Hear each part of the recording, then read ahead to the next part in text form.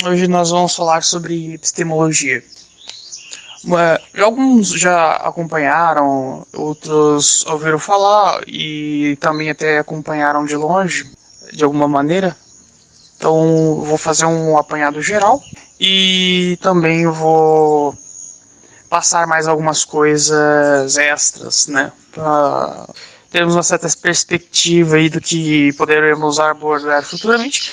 Vai sair um texto sobre epistemologia novo essa semana ainda, ou deveria, né? O pessoal ficou de se organizar.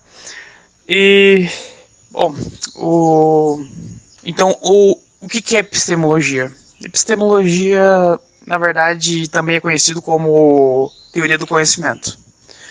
Ela se desenvolve, tá, a partir de algumas discussões dos antigos, né?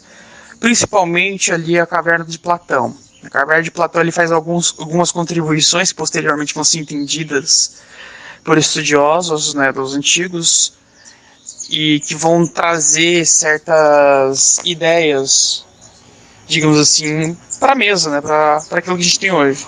Bom, a ideia inicial é a definição, né, do que seria o tal do conhecimento, para a gente entender melhor e ter algum critério para poder avaliar quando a gente tem acesso a algum tipo de conhecimento e poder dizer realmente o que é ou não conhecimento. Dizemos então que solução socrática, ou seja, aquilo que o Sócrates vai representar ali na obra de Platão, na verdade é o próprio Platão que elabora isso, né? A gente chama de socrático porque o personagem ali representado seria o Sócrates. É a seguinte, né? Nós temos então 3 níveis daquilo que ele vai chamar de conhecimento. A gente tem primeiro um senso comum, né? Claro, eu estou falando assim traduzido para os entendimentos modernos, né? E que nós entenderíamos aquilo como um senso comum. Hoje nós entenderíamos assim.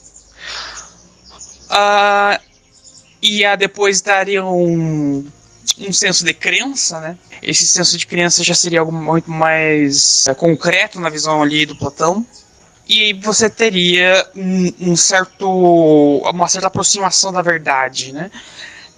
Aparentemente, a ideia de que verdades absolutas podem ser alcançadas já eram entendidas antigamente, tá? Como algo que, olha, não é bem assim, né? A gente alcança a verdade plena. Por isso que nós temos que nos dedicar a encontrá-la, certo? E, portanto, o terceiro estágio seria a verdade, o alcance, né? O alcançar da verdade. É aquilo que a gente chama de elevação da alma, né? Para o grego atingir essa verdade, né? O grego que acredita na razão, o grego como, por exemplo, o próprio Platão, Aristóteles, né? Você teria então a verdade. Lembrando que a gente tem a verdade plena, né? Um mundo das ideias ao qual nós não podemos captar, né? O mundo das ideias é realmente ali o Platão já entende que não é algo que nós conseguimos captar com toda a plenitude, mas temos que nos dedicar para chegar lá, né? E o vislumbre, né? Que o grego ele vai chamar isso de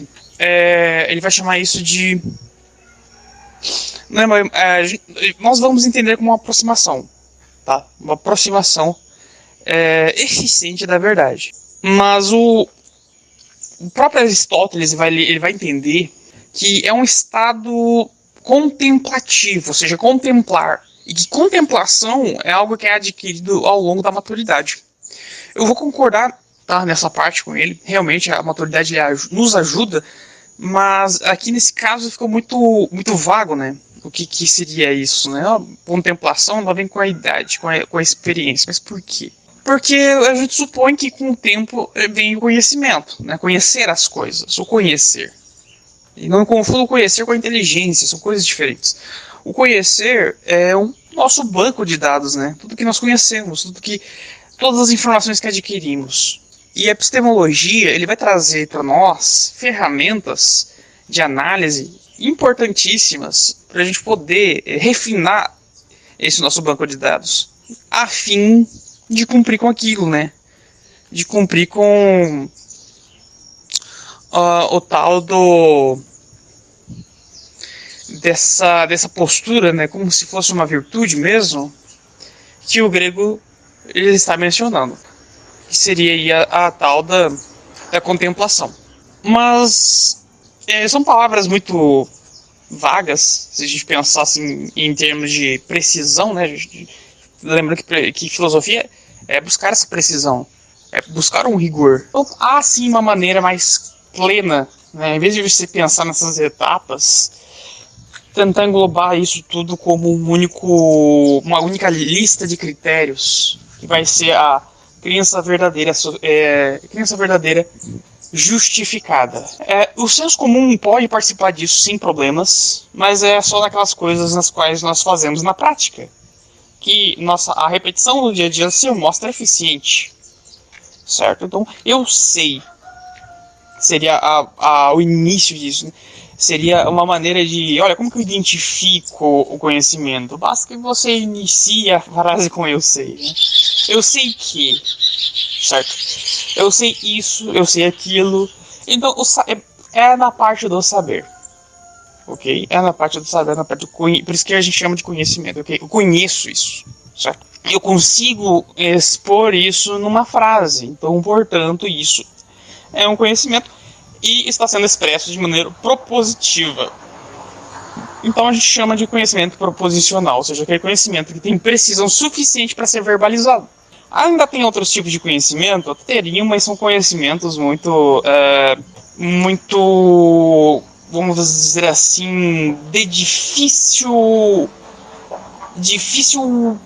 confiança, né? Tipo, difícil confiar nesses tipos de conhecimento, a não ser o nosso conhecimento padrão, né? O conhecimento padrão, que é o senso comum, o conhecimento chamado de standard, em inglês, né?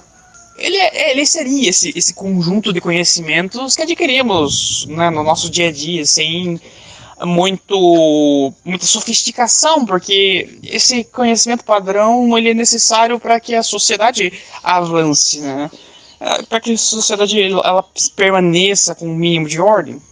Ela participa, né, daquilo da cultura local, alguns valores familiares, são coisas que as pessoas elas adquirem, né, sem muita, vamos dizer assim, sem nenhum procedimento complexo, como a própria escola. É claro que a escola ela seria um passo na direção de um conhecimento muito mais sofisticado, mas mais confiável. Por quê? Porque a fonte, né, justificativa estaria num corpo de pessoas competentes e treinadas para tanto, né? Os professores passam por uma faculdade, não é só por uma questão de formação, por uma questão de capacitação, mas também por uma questão de confiabilidade da informação.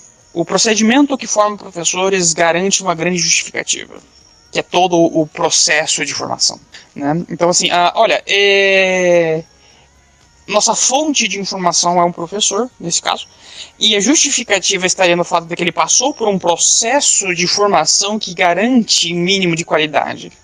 Na verdade, assim, não há como ter certeza 100% de todas as fontes. Então a gente está querendo ser um tanto quanto razoável aqui também. Porque vamos assumir que professores frequentemente, e perceba que é uma questão de probabilidade, frequentemente nos oferecem boas respostas, nos oferecem uma certa segurança na informação que é nos passado. E não podemos ignorar, por exemplo, o caso dos médicos, né? Com certeza é algo muito intuitivo. Quando nós olhamos para os médicos e pensamos, eu quero um bom médico e, portanto, eu quero um médico formado, certo? Eu quero ser atendido por um médico formado. Então, perceba como a boa relação com o conhecimento, ele é algo realmente muito importante. A gente já faz isso de um certo modo, né? Mas conhecer esses detalhes daquilo que é o não conhecimento pode nos facilitar a discussão e a procura mais assertiva, né? Mais precisa, mais segura de informação. E encontramos uma situação onde isso se mostrou extremamente necessário, como foi o caso da pandemia. Imagina, a utilização da cloroquina, ela foi superestimada por alguns estudos que podem ter feito correlações mal feitas. ou correlações muito pouco confiáveis. Isso nos traz um seguinte questionamento, mas isso veio de instituições comprometidas com o conhecimento humano. Então por que essa grande falha, né, que posteriormente se mostrou mais equivocada? Encontramos vários motivos pelos quais a cloroquina não seria realmente uma maneira eficiente de lidar com o problema, porque existe justamente um viés, né? Talvez as instituições que ofereceram essa resposta elas não estivessem realmente preocupadas com a má interpretação dessas informações, porque a princípio eram pesquisas, e as pesquisas servem para tentar colaborar, não necessariamente elas estarão corretas o tempo todo na conclusão que se tira a partir delas. Agora perceba, a pesquisa em si, ela pode não representar realmente uma certa realidade, porque não há uma interpretação adequada dos resultados.